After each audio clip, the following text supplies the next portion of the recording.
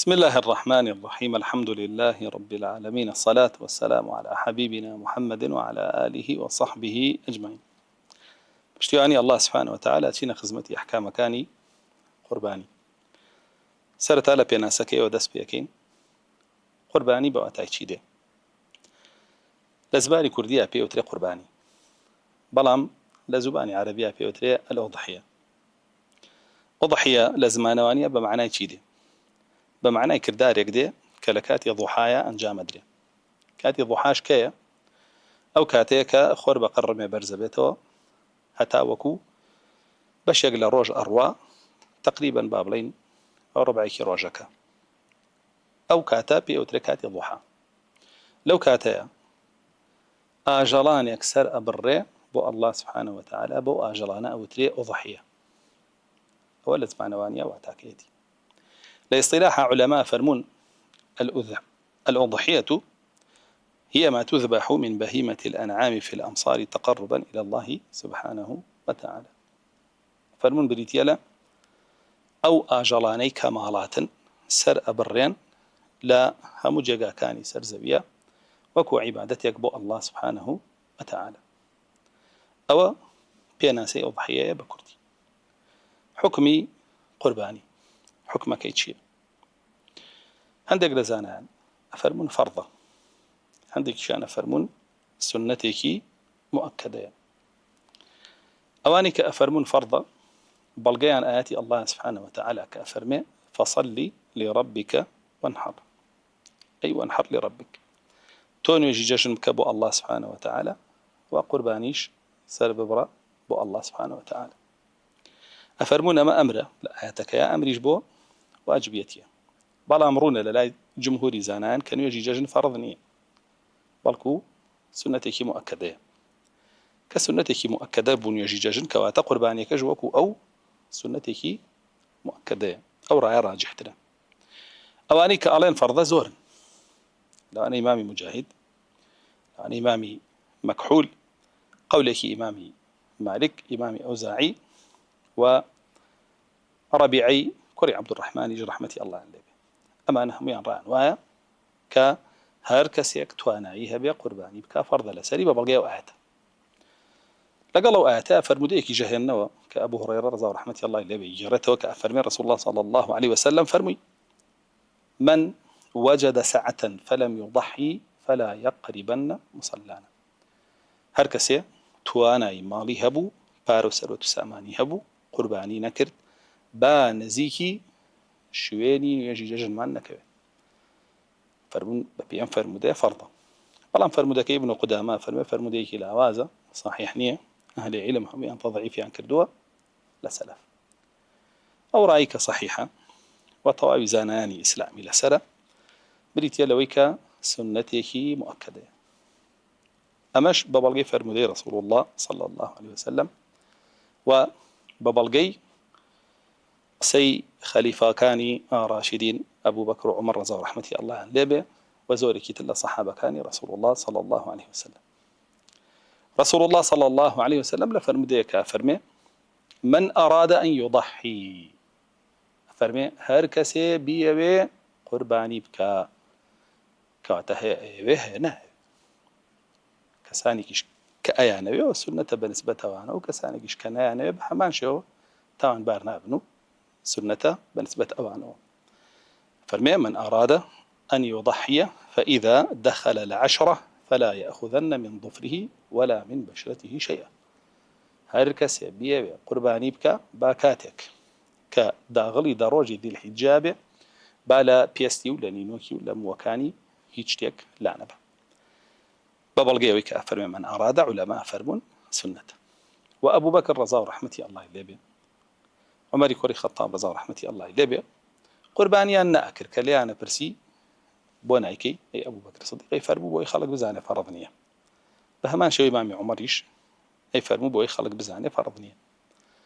ولا ابن عباس وهاتوا رضا رحمتي الله إليه ولا عبد الله كوري مسعود وهاتوا ولا عبد الله كوري عمر وهاتوا ولا جابري كوري عبد الله وهاتوا ولا حذيفي كوري يمان وهاتوا زوري كده صحابة كاني رسول الله صلى الله عليه وسلم كانوا ينفرميانا قرباني سنة فرضنية و حتى ابن عباس رضا ورحمة الله إليه بمري أكري دواي جيجني قربان سري أبري عن فرمو بو خلق بزاني قرباني سنتني أم بابتانا لم صحابانو هرهمي ابن أبي شيبة رضا ورحمة الله إليه بجرابيتي وبومان لمصنفة وبهمان شو ابن وضاح جرابيتي وبومان وابن عبد البر بهمان شو جرابيتي وبومان كوترى راجحة ويا قرباني كردن سنة فرضني حكمي سيم بابتي سيم بريتيلا نينو كردنو موليا كردنو وبابتانا استفر مديك مع خندو كرسول الله صلى الله عليه وسلم لصحيح مسلم هاتوا بصحيح أفرمي من أراد أن يضحي فإذا دخل العشرة فلا يأخذن من ظفره ولا من شعره هاتوش من بشرته شيئا هركسي بيوي قرباني بك أجر داغلي دروجي ذي الحجبو إترتاكاتي قرباني كردنكي بان لا نينوكي وانا لا بيستي وانا لا قجي لينكاتو هروكو چون حاجيا كان لا حج هتاوكو إحرام نشكينا هيجتي ناكن لو بابتانا أميش بها ماشي وهيجتي لو بابتانا أنجام ندا أما للاي زور بيزانان فرضا رسول الله صلى الله عليه وسلم قاد غي ليكدنوي أكل وفرمونا قربيتو بتما بقرباني بكيتو ونينوك بكي ياخذ موليا كيتو ياخذ دسكاري بيست بكي شتيكي لو بابتا أو تو توبد لسرة في ديو لسرنيا هيج كيشدني وأم بابتا داغلي خودي قربانيك خوي نابي قربانيك خوي وكو خوي أقاتا جي خوي وإن شاء الله الله سبحانه وتعالى قبوليك بلام ليريات وتوبد لسرة لويك فرماني رسول الله تشكاندوه صلى الله عليه وسلم جاك باسي بيستي كردوه ئافرەتانە بێ ئاگاداری خۆیان بن هەندێک دەستکاری کردنی پێست هەیە نەیکەن چکە بەڕاستی ئەگەر بەتەما بن قوربانیکەن ئەو حوکمە ئەوانیش ئەگرێتەوە وەکو باسیشمان کرد بابەتەکە داغڵی قوربانیەکە نابێ واتە ئەگەر بێت و لە ئەو شتانەشە کرد بێت تۆ توانی قوربانیەکە هەر بکەی ڕێگر نابێ لە بەردەم ئەنجامدانی قوربانیەکە تەنها ئەوەیە تەوبەت لەسەرە لەبەرەوەی فەرمانی ڕەسوڵ الله تشکاندووە صلی الله عليه وسلم فرمودەکەشی لە صحیح مسلمە و فرمودێکی صحیح بابەتی چوارەم ئەو ئاژەڵانەی کە ئەکرێن بە قوربانی کامانن طبعا نەبێ لە بەهیمەة الأنعام بن وەکو چۆن الله سبحانه وتعالى فەرمێ ليذكر اسم الله على ما رزقهم من بهيمة الأنعام فەرمێ با ذكري الله بكن لكاتي سربريني قربانية كان يانا كالتشية لبهيمة الأنعام بهيمة الأنعام مالات كل داري خو معنا بيوتري مالات يجل لاي خو من لولاتي خو معنا سيا جوريه مانغا لقل مر لقل بزن بلام لا دولتاني تر بتابت دولة عربية كان واشتريش هي كواتت شوار جورد أم شوار جورة لقرآن بثمانية أزواج ناو براو 8 أزواج من الضأن 2 ومن المعز 2 وكشونها تولى سورتي أنعام أم أجلانا هموي أكري بكرين بقرباني جقا لوانا هيتشتي كتر قبولني خدي أم أجلانا قال هبي كيوي بونمونا بزني كيوي بونمونا قاي كيوي أمانة بقرباني ناشي هرشانا قصيك هي لحسني بصرية ورحمتي الله إذا بك فرميتي أشياء بلان بهيت شوية ناشي بويا لو شوار آجالة زيادة ناكري بكري بقرباني خالي بينجم سياري بينجم لباري 8 أو آجالانه بي 8 چند بي بيقومان وشتر أبي 5 صالي طواو كرد بي بينا بيت الششو زور بيزانان لقلوان شكر رسول الله صلى الله عليه وسلم فرمي لا تذبحوا إلا جزعا فرمي أجر آجلتان سربري واشتريك سر ببرن كجزاء به لو زياتر نابه جزاء جو واشتريك بينش صالي طاو كبدو بيخسوته ششو وافرمي ولا تذبحوا الا مسن سر نبرن مسنن به اما بوشي بو مانغاو مرو بزن مسن نجمه بس يشي او اجليه كدداني شيريك او تو دداني طواوي خوي درهاتو لا مانغايا بدو صالي طاو كرد به او وقت بيوتري مسنه يعني لقاو قولك وبابتانه أو يترتواني سەری ببڕی و لا بزنە ئیلا ئەبێ ساڵێکی تاو کردبێ بزنەوەیە کە مووی هەیە لە مەڕە 6 مانگی تاو کردبێ ئەوەیە کە خوری هەیە ئەتوانی سەری ببڕی بەڵام زۆرێک لە زانایان لەگەڵەوەیان کە ئەویش ساڵی تاو کردبێ ئەوە لەبارەی تەمەنیانەوە هەندێک لە زانایان قسەیان کردووە لەبارەی وەسفەوە کە فەرموون ئەگەر قەڵەو بێ و گۆشتی زۆر بێ باشە پێگەیی بێ وەکو جسم و هەیکەل و ئەوانە ئەگەر تەمەنەکەشی تاو نەبوو بێ هەر دروستە بەڵام خۆت لەو بابەتە پارێزە تۆ دوای ڕەسوڵ الله بکەوە صلی الله عليه وسلم مسینە سەربڕە و جەزعە سەربڕە لە وشتر و لە مانگا و لە مەڕ و لە بزن با تەمەنەکەی تەواو کرد بێ خاڵی شەشەم کام ئاژەڵە باشترە لە نێوانەمانەیە طبعا وشتر لە هەمووی باشترە کە لە هەمووی باشتر بێ ئەجریشی زیاترە دوا ئەو مانگا و گا و گۆلک و بابەتانە گامێشیش هەر لە مانگا حساب بکرێ دوا ئەو مەڕ دوا ئەویش بزن ئەوانەیە فەرموون بەم تەسەلسولە وشتر لە هەمووی باشترە ئەنجا مانگا ئەنجا دوا ئەو مەڕ ئەنجا دوا ئەو بزن بەڵگا هێنەوە بە فەرمودەکەی ڕەسوڵ الله صلى الله عليه وسلم کە باسی جومعاکە ئەفەرمی هەر کەسێ لە سەعاتی یەکەما بێ وەکو ئایا وشترێکی سەربڕی بێ ئەگەر لە دووەما بێ مانگا ئەگەر لە سێما بێ مەڕێک فەرموون کاتەوە تەسەلسولە بۆمانە سەلمێنێ ئەبەو تەسەلسولە فەضلی وشترەکە زیاترە مانگاکە ئەنجا مەڕەکە ئەنجا دوایی لە خوار ئەوە بزنەکەمانەمێنێتەوە ئەکەوێتە کۆتایی هەمویان هەندێکی تر لە زانایانە فەرموون مەڕ باشترە بە بەڵگەی ئەوەی ڕەسوڵ الله صلی الله عليه وسلم خۆی مەڕی سەربڕیوە بە بەڵگەی ئەوەی خودی ڕەسوڵ الله صلی الله عليه وسلم خۆی مەڕی سەربڕیوە و مەڕیش هاتووە يبرك في سواء ويأكل في سواد وينظر في سواد بریتە لەو مەڕەی کە با بڵێن پێیەکان و دەستەکانی ڕەشە چاوەکانی ڕەشە و دەمیشی ڕەشە ئەو مەڕەی ترەوە باشترین مەڕە کە سەر ببڕێ ڕەسوڵ الله صلی الله عليه وسلم خۆی ئەوەی سەر بڕیوە و فەرمووشێتی لەوە سەر ببڕن و هاتووشە کەبشی ئەملەح کەبشی ئەملەحیش هەندێک لە زانایانە فەرموون بریتە لەو سپیەی با بڵێن ڕەشی تێکەڵا یاخود سووری تێکەڵا یاخود زەردی تێکەڵا هەرسێکی هاتووە و سەی تریژ هاتووە لەبارەوە هەندێک تریژ ئەملەح ئەگێڕنەوە بۆ قەڵەوی و گەورەی و هەبوونی گۆشتێکی زۆر تایە پرسیاری شەشەم یاخود خاڵی شەشەم بریتە لەبارەی لە ئەوەوەی کە ئایا ئەم ئاژەڵانە هەر یەکی بۆ چەند نەفەرە بێ ئەڕوونە وشتر بۆ 7 نەفەرە بێ و مانگاش بۆ 7 نەفەرە بێ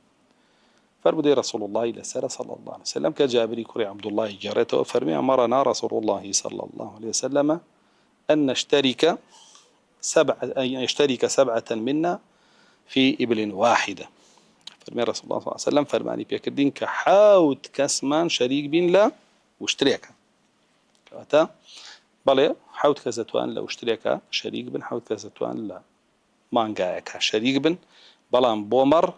بويك كسب بۆ یەک کەسە و عائیلەکەشی ئایا شەراکەت باشترە یاخود جیا ئەگەر ئینسانێ بتوانێت بۆ خۆی وشترێ سەربڕێەوە باشترە مانگایە سەربڕێەوە باشترە 7 جارە ئەجرەکەی دەسەکەوێت و باشترە لە شەراکەت لەگەڵ 6 کەسی ترە چکە لەوێ 1 جارە ئەجرەکەی دەسەکەوێت بەڵام لە بینی ئەوەیە ئایا شەراکەت کا لە حوتیەکە یاخود مەڕێ بە تەنیا سەر ببڕێ هەندێک لە زانانە فەرموون شەراکەت بکە لە حوتیەکە باشترە بۆی هەندێک ترە فەرموون نەخێر مەڕێک بە تەنیا سەر بڕێ وەڕای ڕاجحەوەیە مەڕێک بە تەنیا سەر بڕێ باشترە لەبەرەوەی ڕەسوڵ الله صلی الله عليه وسلم ئەگەر بۆ خۆی وشتری سەر نەبڕیە مەڕێکی سەر بڕی نەئەچوو شەراکەت بکە مەڕێکی سەر بڕی وەکو زانانە فەرموون بۆیە مەڕەکە سەر ببڕێ باشترە لە شەراکەتەکە لە حوتەکە ئەمە لەبارەی ئەو بابەتەشەوە خاڵی دوا ئەو ئایا ئەو کەسی کە قوربانیەکە ئەکا بۆ خۆیەتی و ماڵ و مناڵەکەشی یاخود بەس بۆ خۆیەتی تەمان ڕوونە قوربانیەک بۆ ڕئیسی عایلەکە و عایلەکە خۆشیەتی یعنی هەمویان بەشدارە بن لە ئەجرەکە بەڵام کێ بە قوربانی کردانرێ سەرۆکیان قێزانەکە نەک باقی مناڵەکان و ژنەکەش باشە يعني سبيني أم مناڵ هەنە گەورە بوون ژن و ماڵیشیان دروست کرد بڵێن ئێمە وەختی خۆی قوربانیمان کردووە نا ئێستا تۆ کە گەورە بوویت و ژن و ماڵی خۆتە هەیە و بووی بە سەرۆک عایلە تۆش قوربانی خۆتە هەیە بیکە ئەوەی کە باوکە بۆی کردووی بە مناڵی بەشداری کردووی یا برای گەورەت کردوێتی یا کەسێکی تر کە سەرۆک عایلەت بووە ئەوە جێی ئەو قوربانیە ناگرێتەوە کە لەسەر خۆتە بەڵێ خۆی و خانەوادەکەی بەڵام کێ بە قوربانی کەرەکە دانرێ خۆی ئەی خانەوادەکەی کە گەورە بوون ئەوانیش ئەتوان قوربانی خۆیان بکەن بۆ خۆیان و خانەوادەکانیان و بۆ شێوە تا کۆتایی خاڵی دوا ئەو بریتە لەوەی کە ئایا ئەم ئاژەڵە ئەبێ ئاژەڵێکی چۆن بێ ئەکرێ نەخۆش بێ یاخود دەبێ سەلامەت بێ بێگومانە بێ سەلامەت بێ هیچ عیبێکی تیانە بێ یعنی لەبارەی جەودە و کوالێتی ئاژەڵەکەوە قسە ئەکەین کە رەسوڵ الله صلى الله عليه وسلم قەدەغەی کردووە ئەم ئاژەڵانە سەر ببڕێن یەکەمیان المريض البين مرضها نەخۆشێک ئاژەڵێکی نەخۆش کە نەخۆشیەکەی بە دەرکەوتووە ئاژەڵێکی نەخۆش کە نەخۆشیەکەی بە دەرکەوتووە کەواتە نەخۆشیە بە دەر نەکەوت بێ لە ڕووکەشە پێوەی دیار نەبێ بۆ نمونە ناودەمی بکەیتەوە نەخۆشی تیا بێ دەست و پێیەکانی نەخۆشی پێوە بێ هێز و توانایی لەبەر بڕابێ سکی ئاوسا بێ بە نائاسایی ئاوا نەخۆشیەکەی پێوەی دیار نەبێ ئەمما ئەگەر بێت و ئاوا عیبی نەبێ و سەری ببڕی گۆشتەکەشی عیبی نەبێ بەڵام دوایی جگەرەکەی فەحسکەن لە مختەبەر و لە با بڵێن بەیتەڕی ئەومانە دەربکێ جگەری نەخۆشەوە کێشەی نییە زەرەری لێنە ئەبێ با بڵێن نەخۆشیەکە هاتبێتە سەر جەستەی و دەرکەوت بێ و زەرەری بە گۆشتەکەی گەیاند بێ ئەو ساکە ئەوە نەخۆشیەکە کە نەخۆشیێکی دیار بێ بۆیە ئەگەر ئاژەڵێک نەخۆشیەکەی ئاوا دیار بوو ئەوە بۆ قوربانی ناشێت بە هیچ شێوەیەک دوميان فرمي العوراء البين عورها عوراء أجلك عوراء أو أجلك تشاوي سبيبوا رشايكي ديارنا معه أوجوا أكاد كنبينة غير بش بينه بباشي نبينه بروني نبينه زوربا كمي ببينه جاء غير كمي ببينه تو بودنيا سري بريبي كي بقرباني غير كوير به أعمى به أو أولاد ربوني بكي بقربان بو شو كم عورة زرر دالا قوشتكي وزرر دالا بري قوشتكي ولا تامي قوشتكشي لك هلا قوشتكي لو كبر شو كا همو جورشتيك أخوة شاوي نابيني جاي كاتوليك يعني شتانك بخوا بيز بنشتانك بخوا جهراوي بزرري بيبقينيو وزر بلا قوشتكي با ياخد لواتش بهوي كمي بينينو كم بخوا أو كم خواردنا جواب كالويك بابلين لاواز ببيو لار ببيو بويا هاتوشا العوراء البين عورها سيم دانا فرمي العرجاء البين عرجها شليش شون قياسية كان علماء فرمون ناتواني لقال رانا ريبكا وقال بتواني لقال يانا ريبكا وكو اوان بروا بيتو حسنا بشلي بونات بات وزير ميلان وأبابتانا شيتيابه بەڵام ئەگەر بێت و نەتوانێت لەگەڵیان بڕوا بەجێ بمێنێ پێویست بکە ئەوان بوەستێنێن تام پێیان نابگاتەوە ئەوە نابێت بۆ قوربانی نابێت لەبەرەوەی شەلیە حتمەن زەربەی لە ئێسک داوە ئێسکی شوار دەورەکەی گۆشتەکەی لاواز بووە و بە هەمان شێوە لە ڕۆشتن و هاتنیشان ناتوانێت وەکو ئەوانی کە بخوا و بگەڕێ و گەشە بکە بۆیە زەربە لە گۆشتەکەیەدا ئەویش بە هەمان شێوە دروست نییە سەر ببڕێ پاشانە فەرمێ لە عجفاء جو ئاژەڵەیەکە لەڕە لاوازە سیسە هیچ توانایەکی نییە لە جێی خۆیان کەوتووە ئەوەش بە هەمان شێوە بۆ قوربانی نابێ سەر ببڕێ ئەمە لەبارەی پرسیاری هەشتمەوە پرسیاری نوێم کۆمەڵێک شت هەیە ئایا بێتە هۆیەوەی کە عەیب بێ لەو ئاژەڵەیە بۆ قوربانی نەبێ بۆ نمونە خەسیێنراو کێشەی نییە توانرێ سەر ببڕێ بگرە ئاژەڵە گەر بخەسیێنرێ گۆشتەکەی زیاترەکە هیچ کێشەیەکی نییە ئەو ئاژەڵەی کە گورگ پەلاماری داوە بۆ نمونە عەورەتی خواردووە کە لە سەردەمی ڕەسوڵ الله صلی الله علیه وسلم شتێکی وا ڕوەدا عەورەتیە بچڕێنێ ڕەسوڵ الله صلی الله علیه وسلم فەرمێ بۆ سەحابەیە کێشەی نییە سەری ببڕە بۆ قوربانی. بۆ نمونە و ئاژەڵەی کە شاخی نییە لە ئەوڵەوە خۆی شاخی نییە دەرنەهاتۆنیەتی کێشەی نییە چونکە هاتووشە مەقطوعەت القەرن بە هەمان شێوە بۆ قوربانی نابێت. بەڵام ئەگەر خۆی شاخی نەبێت کێشەی نییە. مەقطوعەت القەرنیش ئەگەر بێت و با بڵێن لە بنەوە قرتێنرابێ ئەوە بە کەڵکی قوربانی نایە چونکە ئەوەش زەربەی لێداوە با بڵێن هەم تامی گۆشتەکەی فەرقی کردەوە هەم بڕی گۆشتەکەشی فەرقی کردەوە. بەڵام ئەگەر بێت و تۆزێ لە شاخی بڕابێ ئاشکێنرابێ و هیچ کێشەیەکی نییە. ئەوە ئاژەڵی کە کوونەکرێتە گوێی بۆ ئەڵقەیەک ئەویش بە هەمان شێوە هیچ کێشەیەکی نییە. یاخود کوونەکرێتە لوتی بۆ ئەڵقەیەک ئەوش بە هەمان شێوە هیچ کێشەیەکی نییە مادام گوێی زۆر نەدڕابێ نەبڕابێ وە زەربە لە گۆشتەکەی بە ئەوانە هیچ کێشەی نییە ئینشاءالله بەعیب بە حساب ناکرێ و ئاکرێ و ئاژەڵانە سەر ببڕێن. پرسیاری دەیەم بریتە لەبارەی ئەوەی کە ئەم قوربانیە چ ئەجر و فەزل و پاداشتێکیە. الله سبحانه وتعالى لقرآن فرمي لن ينال الله لحومها لا ينال الله لحومها ولا دماؤها ولكن يناله التقوى منكم. فرمي الله سبحانه وتعالى خوێنی ئاژەڵەکەی پێناگە و گۆشتی ئاژەڵەکەشی پێناگە بەڵام ئەو نیەتەی کە ئێوە هەتانە ڕەزامەندی ئەڵڵایە بەسەر بڕینی ئەو ئاژەڵە و تێرکردنی فەقیر و هەژارانە بەسەر بڕینی ئەو ئاژەڵە ئەوە بە ئەڵڵا ئاگا سبحانه وتعالى ئەوە تەقوایە. سەربڕینی ئەو ئاژەڵە بە نیەتێکی خالیس بۆ ئەڵڵا سبحانه وتعالى لەو ئاەتە ئەڵڵا جەل جەلالوه ئەیکا بەچی؟ ئەیکا بە عەلامەتی ئەوەی کە تۆ کەسێکی متەقیت بەهەشتیش بۆ متەقیەکان ئامادە کراوە. وفرمي ومن يعظم شعائر الله فإنها من تقوى القلوب ورون والبدن جعلناها لكم من شعائر الله. الله سبحانه وتعالى وافر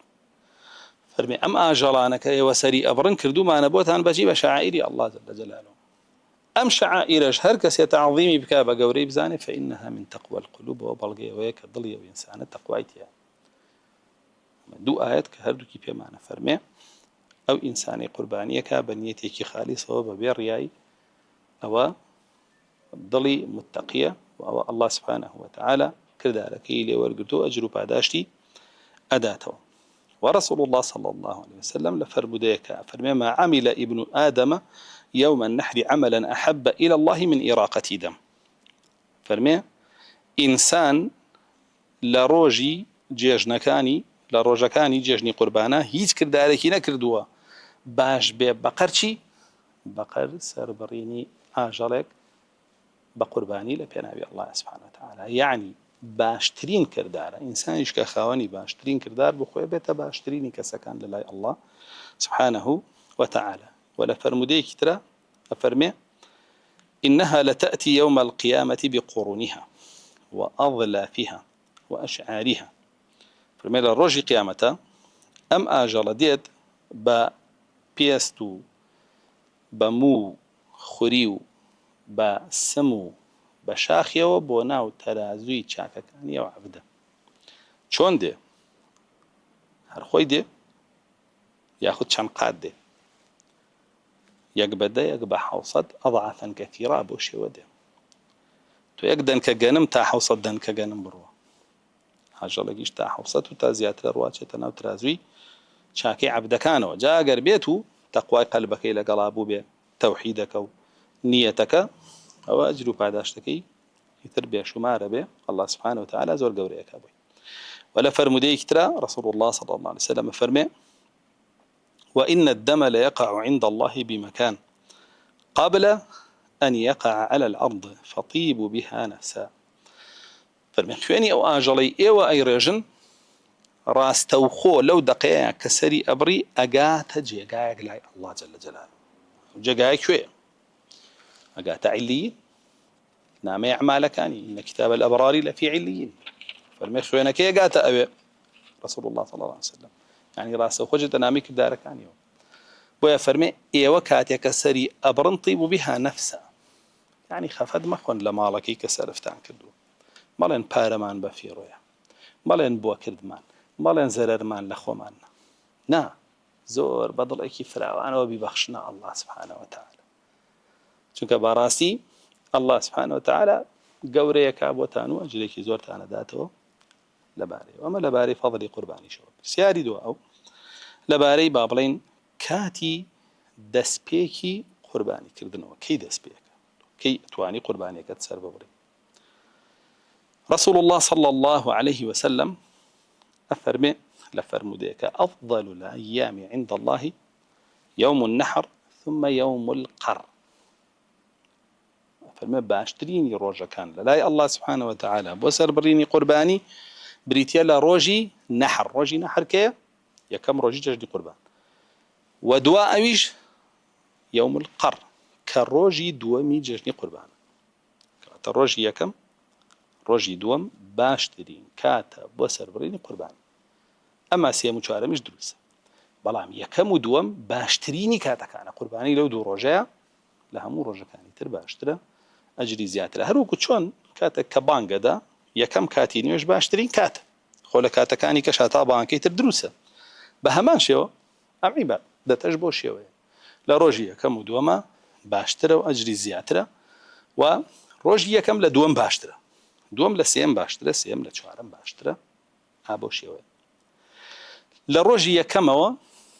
قوربانیکردن دەست پێکا وەکو ڕوونە لەو فەرمودەیە کە ئێستا باسمان کرد بەڵام چ کاتێکی ڕۆژی یەکەم دەست پێکە دوای نوێژی جەژن هەندێکە فەرموون دوای نوێژ و خوتبەی جەژن هەندێکی جە فەرموون دوای نوێژ جەژن ئینسان خۆی بخاتە دوای خوتبەکە باشتریشە چکە ئیتر خەڵک دێتەوە ماڵەوە و ئامادە ئەبێ ئەگەر بێت و لەو کاتەیە قوربانی سەر ببڕێ و بگا پێیەوە ئەویش بەهرەمەند دەبێت دەوی استفادەی دێک بۆیە رسول الله صلى الله عليه وسلم فەرمێ من ذبح قبل الصلاة فشاته شاة لحم فەرمی هەر کەسێ ئاژەڵ سەر ببڕێ پێش نوێژی جەژن ئەوە ئەو ئاژەڵی سەری بڕیوە هی گۆشتە هی قوربانی نیە لە فەرمودەیەکی ترا فەرمێ فليذبح مكانها أخرى ئەگەر ئێوە قوربانی بکە ئەوە بۆ گۆشت سەری بڕیوە با لە دوا ئەو دانەیەکی تر سەر بڕێ بۆ قوربان ئەمە لەبارەی کاتی دەستپێکی قوربانیەوە خاڵی دواوە لەبارەی کاتی کۆتایی هاتنی قوربانیەوە چ کاتێکی تر قوربانی تەواوە بێ و ناکرێ وەلەما زۆر بەیان ڕایان وایە کە هەر یەکەم ڕۆژ و دووەم ڕۆژ و سێم ڕۆژ دەتوانێت چوارەم ڕۆژ قوربانیەوە سێ ناکرێ بەڵام هەندێکی تر لە زانایان ڕایان وایە کە چوارەم ڕۆژی دەتوانی قوربانی بکەی فەرمودەیەکی لەسەر هاتووە فەرمودەکەی ضعفی تایە بەڵام شەدید الضعف نییە کە توانی چوارەم ڕۆژیش قوربانی بکەیت لە ئەبوو هورەیرە ڕەضا و ڕەحمەتی ئەڵڵای لێبێ بۆیە باشتر وایە بۆی تۆ لەو خلافە دەرچی نەکەویتە ڕۆژی چوارەم ئەگەر بتوێت لەو خلافە دەرچی باشتر وایە نەکەویتە ڕۆژی چوارەم لە یەکەم و دووەم و سێمە قوربانی خۆت بکە یەکەم ڕۆژ باشترینە دووەم ڕۆژیش دوا ئەوە ئیتر سێم ڕۆژ ئەجرەکەی کەمترەکە چوارەم ڕۆژیش ئەجرەکەی کەمترەکە چوارەم ڕۆژ تا چ کاتێکە ئەوانەی کە فەرمویانە تا چوارەم ڕۆژ دەتوانی قوربانی بکەی فەرموون هەتا وەکو بانگی عەسرە لە دوای بانگی عەسرەوە ناتوانی هەندێکی دەڵێن تا غوروبی شەمس کە کاتە پێش بانگی وارە لە دوا ئەوە ناتوانی بەڵام بۆی دەرچن لەو خلافە لە کۆتایی سێم ڕۆژە قوربانی مەکە و ئایا توانی بە شەوەکەشی قوربانی بکەی توانی بە شەوەکەشی قوربانی بکەی بەڵام قوربانی لە ڕۆژە باشترە تا شەو سێمە سێ ڕۆژمانەیە قوربانی تیا بکەین سێ شەویشمانەیە توانی لە هەموویا بیکەی بەڵام باشتر وایە لە ڕۆژە بیکەی تاوەکو لە شەوە بیکەی هەندێک کەسەڵ یەگرێ بۆ شەو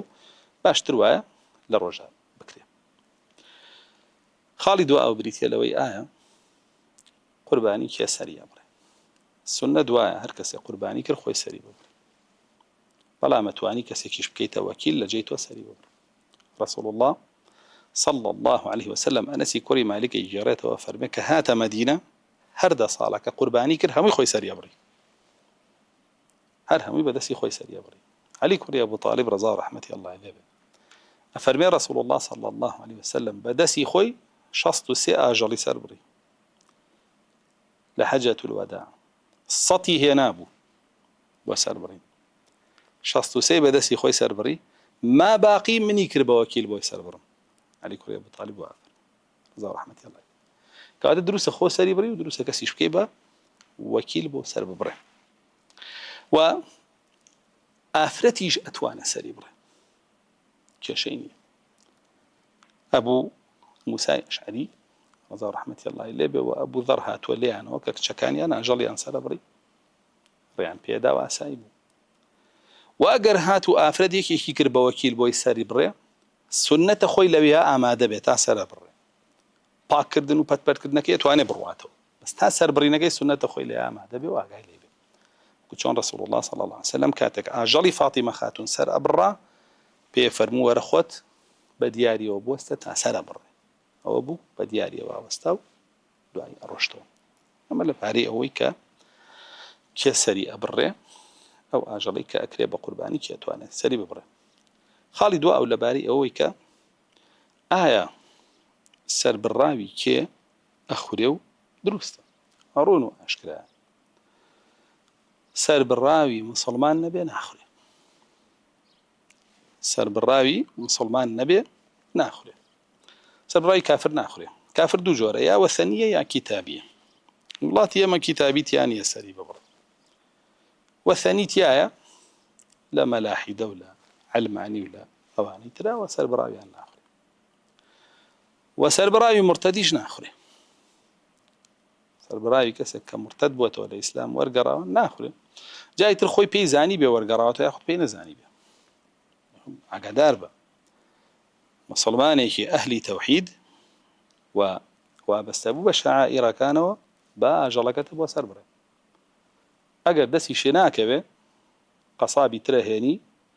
خۆ و چەقۆکە بە ملیا بهێنە، ئیتر ما باقی بیارە دەست ئەو کە چەقۆت بە ملیا هێنا و خوێنەکەی دەرچوو، ئیتر ما باقی بەردەدە و کێشەی نییە و خۆت سەرە بڕیەوە. وێ بەڕاستی سەربڕاوی دەستی کافر ناخورێ و ئینسان دروست نییە بە هیچ شێوەیە قوربانەکەی باتە دەست کەسێک کە کوفری هەیە، جای تر خۆی لەلا کافر بێ یا خۆی لەلا موسڵمان بێ، کێشەمان نییە. هەیە خۆی لا کافرەوە لە من لە ئیسلام دەرچووم و موسڵمان نیم، هەشە خۆی لەلا موسڵمانە بەڵام کوفری تایە، ڕیدەی تایە، نەواقیضی ئیسلامی تایە. ئەوە دروست نییە بە هیچ شێوەیە ئاژەڵ سەر ببڕێ بۆ ئینسان. پاشان ئەم ئاژەڵە کە سەر بڕا، لە کاتی سەربڕینە چی ئەڵێ؟ ئەمە خاڵێکی ترە کە گرنگە بیزانین. سنەتە پێش هەموو شتێ ڕووی بکەیتە قیبلە، فەرەض نییە. واتە ئەگەر ئاژەڵی سەر ببڕی ڕووی بە قیبلەش نەبێ، سەربڕینەکە دروستە، هیچ کێشەیەکی نییە و تەئسیری نییە لەسەری. بەڵام سنەتە ڕووی لە قیبلە بێ باشترە، لەبەرەوەی ڕەسوڵ الله صلی الله علیه وسلم فەرمێ خەیر المەجالیس القیبلە، و خۆشی هەر ئاژەڵێکی سەر بڕی بێ ڕووی کردووەتە قیبلە. باشترین ڕووگەکان قیبلەیە و هەر ئاژەڵێکی سەر بڕی بێ ڕووی کردووەتە قیبلە. وتنی بسم الله لەسەری فەرضە لە لای زۆربەی عولەما. وتنی بسم الله لەسەر ئاژەڵەکە فەرضە لە لای زۆربەی زانایان. الله أكبر سنة دواء، واللهم هذا منك ولك أوش هر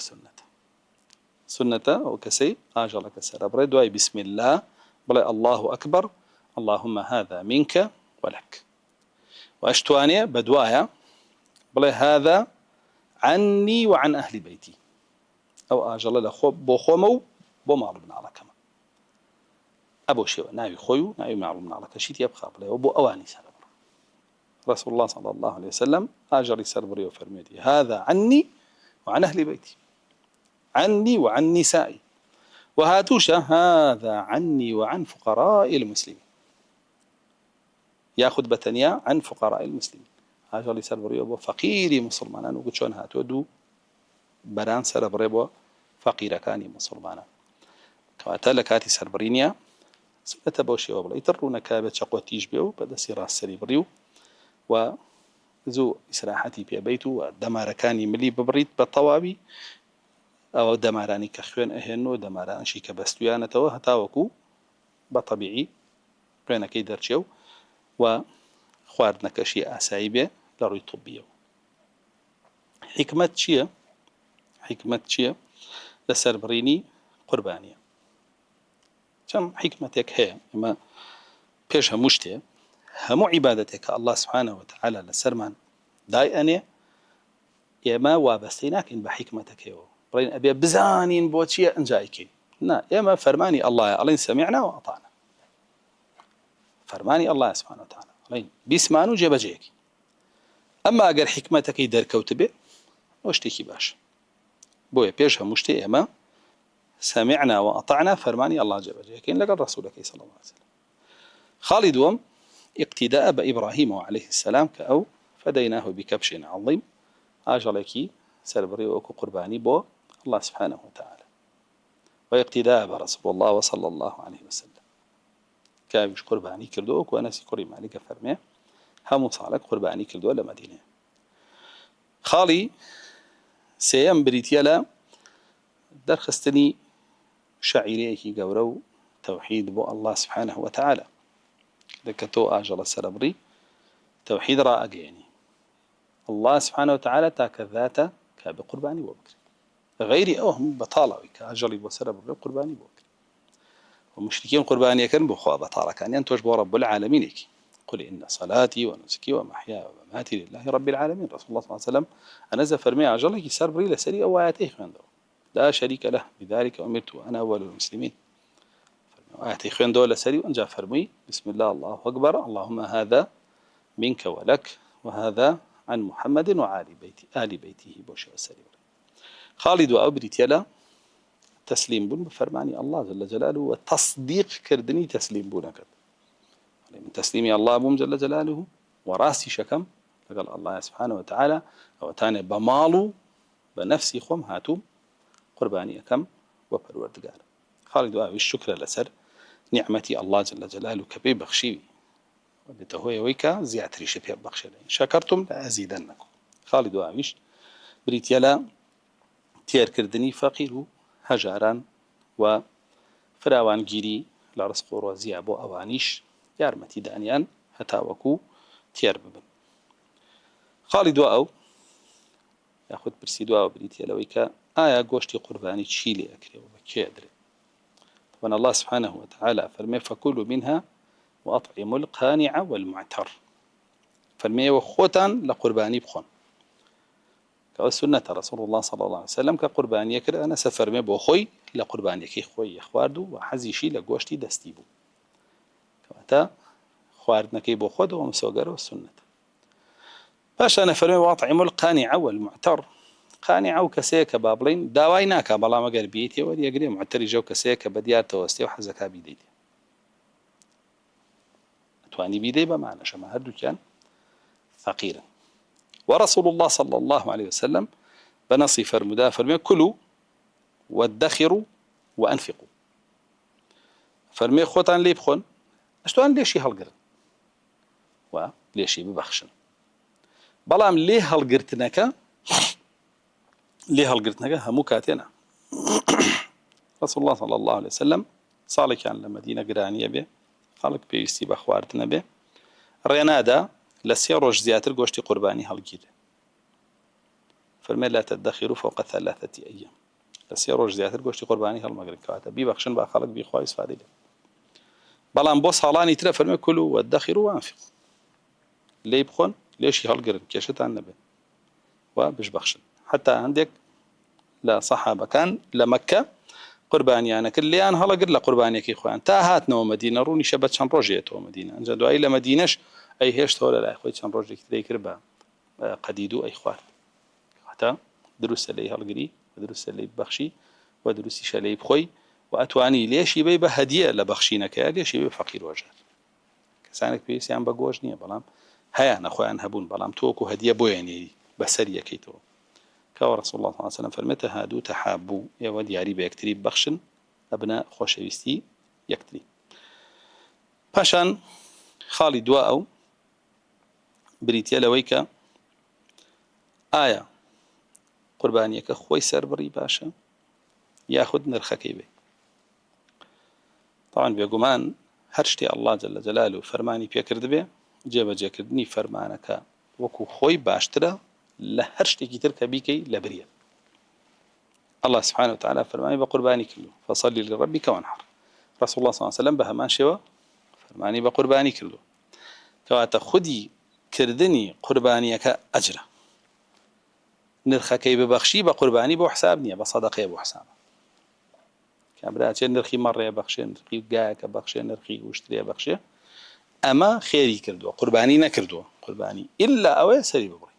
ويبقى قرباني بوحسان وكيشمانية برو مالا بخشيد بخشة نقدر نرخي واشتريك ومانجاك ومرق برو نرخي دا واشترو دا مانجا ودا مرج بخشة كيشمانية خيرك يا واشتري كتير بلام خدي قربانيك بتبود بنوسي وكو شعيريك ومنسكيك أبي إلا سربرينك بلو بهيمي أنعام لسندمي رسول الله صلى الله عليه وسلم فقير هبو وبقرا فقير زياتر بلهيسة خدي رسول الله صلى الله عليه وسلم بدو مانجا قد لمالي أنا كرات جاري واهب وأقراب وخرماية لتشان مالكي صحابي خرمان دزناك وبوي من على كيف تحنيك كونا يبني ده نشي فرمو لبريو باربن لبريو خواردن بن لبريو خرما بني أشتاقي فرمونا قرباني وكو خوي بكريو جي خوي أكري بوي بهيت شوية دروزنية نرخ بخيت جي قرباني وجي ناقريتو بهيت شوية وباشتريش نشتيش شيء أويك الله فرماني فيها كردوها نك بديلكي الله اش فرماني بشي كردوها بسر بريني آجلك بوي براسي نابي نرخكي ببخشي أو كسيك آجلك سربري دو عبادة بيك وكوكاتو هي مالي شوي سربري نكش خيان رش نكش بزو كسيك مالك بخشي بس مالك بخشي يا عباد يا عباد تبوي ناقاتو بقرباني كيا با هیچ شێوەیەک ئەگەر نرخەکەی باشتر بووە هەڵبەتە رسول الله صلى الله عليه وسلم کرد 100 دانەی سەر نابڕی نرخی 100 دانەکەیدا کاتە سەربڕینەکە باشتر نرخەکەی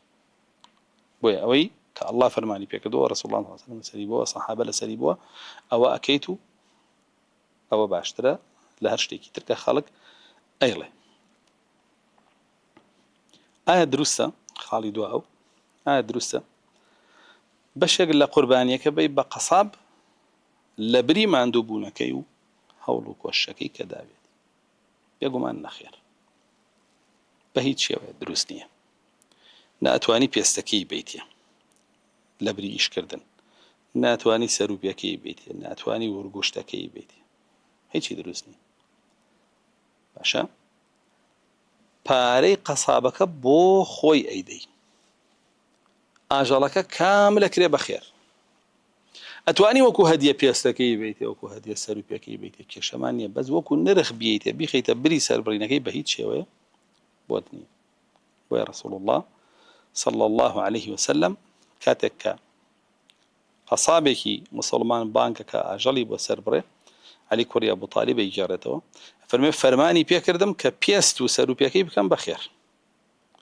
وفرمي أجري قصابك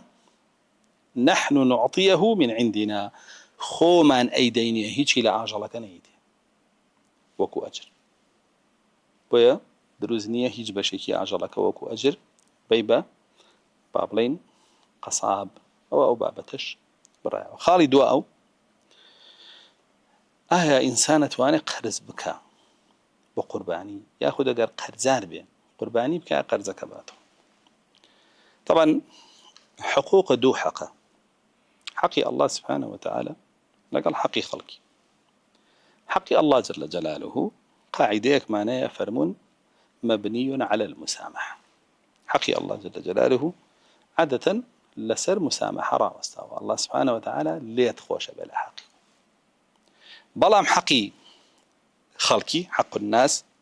مبني على المقايضة ببيديته خلق ليه خوش نابي داوي ما في خويك كواتنا تواني بروي قرز بكي بو قرباني وناتواني اگر قرزار بي قرزك نديتو بروي قرباني بكي ابي بروي قرزك بيتو وانا ابي قرز بكي بوي الا لحالتك كان بيتواني قرز كي بو قرباني كسور بزاني بدستو هي ديتو دس لزوترين كاتا قرزك ايتو ابي جو وقت بارك او استعاري لي بمري بو دورجو ايديتو بمري بو حفتيك ويديتو اما بيبا قرز بسرته وبارجراني وبيبا نارحتي بو كسي باركد لا ورقتو كبكات سرتو داواي بكاتو ليتو بابتان وبودنيه بويا هول مدن لكاتك كقرزار قرباني بك برون قرز كانتان بدنو براسي مساله قرزاري خطره كابرا وفاتك چند درهمي لها قرزار رسول الله صلى الله عليه وسلم يجي لسرنا حتى ابو ذر فرمى من يقرماس اخو مقرزك يدمو انجا بويا حقي عبد كان طاوكا انجا باسي حقوقي بابلين الله سبحانه وتعالى بكين بابەتی دو ئەو خاڵی دو ئەو ئایا ئەگونجێ عەقیقە و قوربانی بکەی بەیەک کامە پرسیارێکە زۆر کەسێکە يعني ئەڵێ مناڵەکەم لەدایک بووە عەقیقەکەیەک هەیە ژەژنی قوربانەوە ئایا من نەتوانم قوربانی و عەقیقە بکەم بەیەک بێگومان زانایان لەم بابەتەیە بوون بە دوو بەشەوە ئیمامی ئەحمەد ڕەحمەتی ئەڵڵای لێ بێ پرسیاری لێکن لەبارەی ئەو بابەتەوە جوابەکەی ئەوەیە کە ئەفضەلیەت ئەوەیە قوربانی بەجیا بکەیت و عەقیقە بەجیا بکەی نەیانکەی بەیەک ئەفضەلیەت ئەوەیە بەڵام لە خوار ئەوەوە ئەتوانی بیکەی بەیەک چونکە ئێمە قاعیدەیەکمان هەیە کە بریتیە لە قاعیدەی ئیجتیماع و عیبادەتان دوو عیبادەت بەیەکەوە کۆ ببنەوە ئەجزەت ئەحەدوهما عن الآخر یەکێکیان جێی ئەوی ترەگرێتەوە شەوەکو کەسێک کە دێتە مزگەوتەوە نوێژی تەحیەت المەسجیدی نەکردووە لە هەمان کاتیشا سنەتی پێش نوێژی نیوەڕۆی نەکردووە یا با بڵێن سنەتی پێش نوێژی بەیانی نەکردووە ئایا گەرە دوو ڕکعاتە بکا وەکو سنەتی پێش نوێژی بەیانی تەحیەت المەسجیدەکەش داخڵیە بێت داخڵیە بێ عولەما فەرموون وێ فەرموون لەسەر ئەم بابەتە ئەوە لەو حاڵەتەیە ئەو عەقیقەیە توانە داخڵی قوربانیەکە بێ بەڵام باشتر وایە بە جیاجیابیان چونکە عەقیقەکە شەعیرەیەکە بە جیاواز و قوربانیەکە شەعیرەیەکە بە جیاواز بەڵام ئەگەر یەکێکیش کردی پێی ناڵێ دروست نییە و دانەمەزراوە بابەتانە بەڵام وانەکا باشترە ڕای ئیمامی ئەحمەد ئاوایە و ڕای جمهور لەوە با بڵێن قورسرا فەرموون بە هیچ شێوەیە دروست نییە بە هیچ شێوەیە دروست نییە بابەت پرسیاری دو ئەو بریتیا لە قوربانیکردن بۆ مردوو ئایا قوربانی بۆ مردووەگە پێش هەموو شتێ مردوو ئەگەر لەسەر تەوحید و سنەت نەمرد بێ هیچ شتێکی پێ ناگە باوکێ بێ برات بێ هەر کەسێکە بێ لەسەر تەوحید و سنەت وەفاتی نەکرد بێ هیچ شتێکی پێ ناگە رسول الله صلى الله عليه وسلم بعمري كري عاصة فرمي أما أبوك إن كان قد أقر بالتوحيد نفعه ما تنسكه عنه فرمي باوك يقول لسر توحيد مردبه أو تو هرشتي أبكي لبري أو بيجا ملكاتك برسياري ليكا كوشتري نذري لسر بو باوكي سري بري ما قال لسر توحيد مردبه بو يسر بري بيجا لسر توحيد مردبه بي ناقا هيش تريك بناقا خالية كاملة مسألة مردووە خاڵی دووەم مردووی مسڵمان چەند جۆرێکن یەکەمیانە و مردووی وەسیەتێ بۆەکە و ماڵی خۆی بەجێ هێڵێ لەلات کە تۆ دوای خۆی قوربانی بۆ بکەیت ئەمە پێیەگا و دروستە و یەک کێشەی نییە ئەمە حوکمی وەکالەتی هەیە کەسێک دراوسێتە برادەرتە هەر کەسێکی کە هەیە پارەیەکی لادان یاڵێ گەر مردم بۆ پارەی قوربانیەکەم بۆ بکە پێیەگا ئەمە تۆی کردو بۆ وەکیل یەک کێشەی نییە پێیەگا حاڵەتی دووەمی مردوو بریتە لەوەی کە کەسەکە باوکتە دایکتە باپیرتە نەنگتە مامتە خاڵتە پورتە کەسی نزیکتە لە کەسەیەکە مەکانێ خوشکتە براتە مناڵتە ئایا ئەم کەسە ئەگەر بێت و قوربانی بۆ بکەی پێیەگا وەسیەتی کردبێ باشتر پێیەگا وەسیەتیشی نەکردبێ هەر پێیەگا کە ئەوە ڕای زۆربەی زانایانە ئەمما کەسێکی تر کە دوورە لێتەوە مردووە قوربانی تۆی پێگەیاننا پێی ناگە کاوە توانم بڵێم جمهوری زانایان لەگەڵەوەیان کە پێی ناگە کەمینەیە گەڵێن پێگە کە ئەو ڕایە با بڵێ نەبێتە ڕایەکی مەرجوح و پێی ناگە لای شافعی ڕەحمەتی ئەڵڵای لێ بێ ئینسان بەس کردداری خۆی پێگە هیچ کەسێکی تری پێ ناگە مەگەر ئەو کردداری کە پێگال بەشێک بێ لە کردداری دوای خۆی ئاثاری خۆی پێیگەشت بێت بۆ بەڵگەی ئاەتەکەی فەرمێن نەکتوبوا ما قدموا وآثارهم کەواتە ئاثاری خۆیەتی پێگە ئەنووسرێ بۆی ينبأ الإنسان يومئذ بما قدم وأخر ئەوەش لە دوای خۆی بەجێهێشت پێگە ئەمما لا ئیمامی ئەحمەدە فەرمێ هەموو شتێکی پێگە إمام أحمد بعكس إمام الشافعي وفرميه مشتكي بيجا ودواتر حنبلي مذهب كان رن هيك شيء بينا قال شافعي مذهب كان جرنا مشتكي بيجا يعني إمام أحمد وشافعي راكان جاز دواي شوێن کەوتەی هەردووکیان تەلەبەکانیان ڕاکانیان عەکسە بێتەوە پێچوانەی ئیمامەکانیان. ئەوە لەبارەی قوربانیکردنەوە بۆ مردوو. وابزانم ئەمە کۆی ئەو بابەتانە بوو کە ئینسان پێویستێتی لە مەسەلەی قوربانیە. والله أعلم. دعا كارم الله جل جلاله بكاتم خير بمان والحمد لله رب العالمين.